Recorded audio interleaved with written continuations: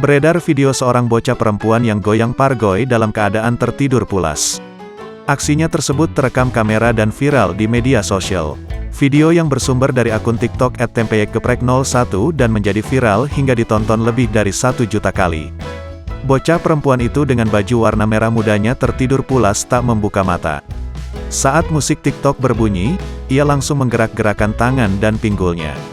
Bahkan mengikuti irama musik, wajahnya pun tak mengeluarkan ekspresi apapun. Ia bergoyang sambil menutup mata juga mulutnya. Gerakan Pargoy dilakukannya terus-menerus sampai musik selesai. Ia lalu kembali tertidur pulas. Atas aksinya tersebut, warganet ramai-ramai memberikan komentar.